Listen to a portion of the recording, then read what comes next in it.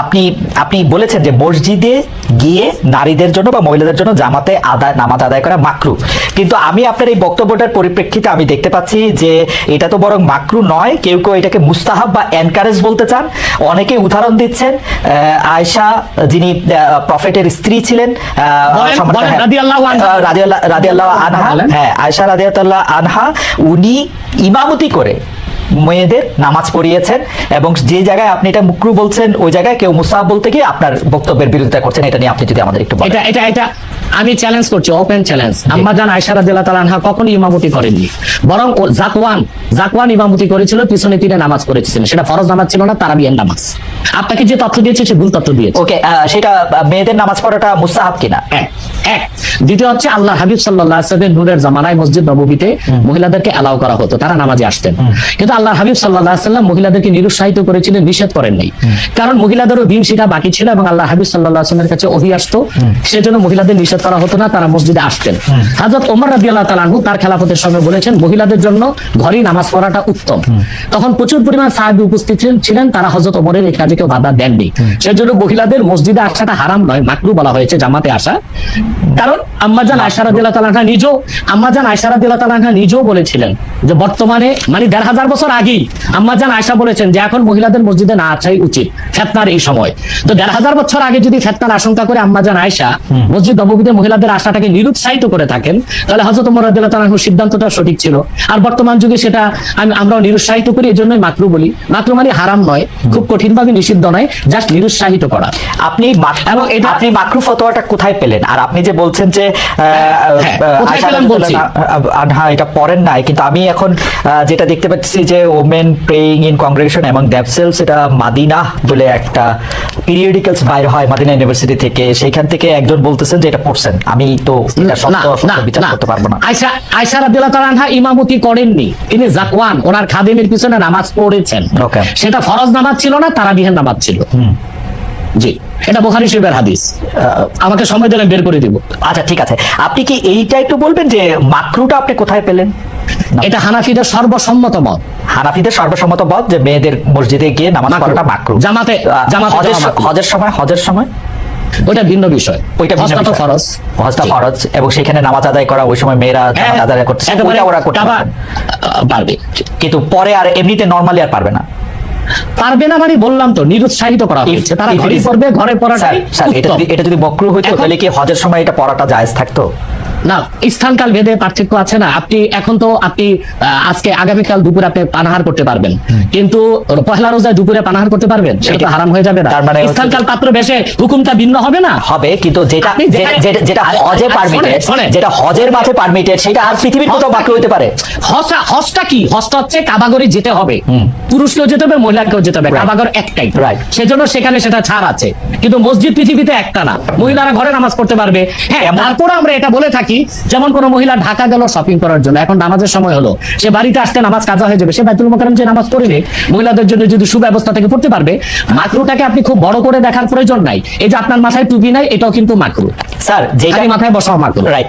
যেটা কিন্তু তাই বলে তো আপনাকে আমি গুনাহগার বলতে পারছি না, উৎসাহিত করে দেয়। স্যার, আমি যেটা বলতে চাইতেছি, এমন কোন কাজ কি আছে যেটা কাবাগারে করা যায়, অন্য যে কোনো জায়গায় আরেকটা মাকরু হিসেবে বিবেচিত হবে? আর কোন কাজ কি এরকম আছে? বোঝার জন্য জানতে চাইতেছি স্যার। হ্যাঁ, বোঝার জন্য বলতেছি। যেমন কাবাগরে উপস্থিত হলে ওযু অবস্থায় যেতে হবে, অন্য কোনো জায়গায় গেলে ওযু অবস্থা লাগবে না। কেউ যদি হজ করতে ইহরাম বাঁধে, স্ত্রীর সহবাস তার জন্য হারাম যতদিন যেটা কাবাগরে করা যায়, সেটা অন্য কোথাও হারাম আছে কিনা? কাবাগর, হ্যাঁ হারাম আছে। যেমন কাবাগর তোয়াফ করা হচ্ছে ফরজ, হজের একটা ফরজ, কিন্তু পৃথিবীর অন্য কোনো ঘর কোনো জায়গায় তোয়াফ করা যায় না, সেখানে যেটা অন্য জায়গায় যায় না। মানে যেহেতু কাবাগর তোয়াফ করা যায়, মানে কাবাগর শুধু তোয়াফের জায়গা, কাবাগর তোয়াফ করা ফরজ, কিন্তু পৃথিবীর অন্য কোনো মসজিদ বা আল্লাহর ওলির কোনো কবর বা মাজার তো তোয়াফ করা যাবে না, সেটা তো শিরক। তাহলে স্থানকাল পাত্র ভেদে এবং সময়ের ভিন্নতার কারণে হুকুম পরিবর্তন হয়। যেমন আমি আপনাকে একটা উদাহরণ দিয়েছি, আগামীকাল আপনাকে দুপুরে খেতে হবে, সেটা খাওয়া আপনার জন্য সওয়াবের কাজ। আল্লাহ বলেছেন কুলু ওয়াশরাবু, খাও পান করো, কিন্তু ঠিক পহেলা রোজার দিন দুপুরে আপনি খেতে পারবেন না, সেটা হারাম।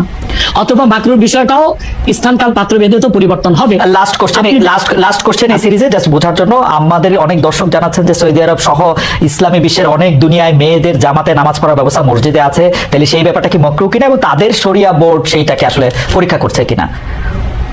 আবার বলেন তো প্রশ্নটা। এমন অনেক মুসলিম দেশ আছে, সৌদি আরব সহ, আরব দেশ সহ, যেখানে জামাতে মেয়েদের নামাজ পড়ার ব্যবস্থা আছে। বিশেষ করে রমজানের সময় তো তারাবির নামাজের ক্ষেত্রে মেয়েরা অনেকেই যান। তো সেই ক্ষেত্রে তারা এই মাকরুর ব্যাপারটা অবগত কিনা, তাদের শরিয়া ব্যাপারটার দিকে নজর আছে কিনা?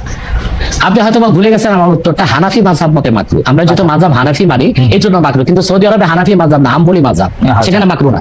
আচ্ছা, মানে হানাফি মাযহাব মতে মাকরু। ওকে, আমি পরের আপনার বক্তব্যটা নিশ্চয়ই অন্য আলেমরাও শুনেছেন, তারা তাদের মতো করে তারা ব্যাপারটা বিবেচনা করে দেখবেন। আমরা এটা শুনলাম। এইবার নেক্সট প্রসঙ্গে বা প্রশ্নে আপনাকে নারীদের নামাজের ব্যাপারে একটা হাদিস শোনাই দিচ্ছি। সহিহ মুসলিম, সহিহ মুসলিম হাদিস নাম্বার 1027। عن أمرة بنت عبد الرحمن أنها أخبرته أن عائشة زوج النبي صلى الله عليه وسلم قالت لو أدرك رسول الله صلى الله عليه وسلم ما أدرك النساء لمنعهن المسجد। পরিষ্কার সহিহ মুসলিমের হাদিস।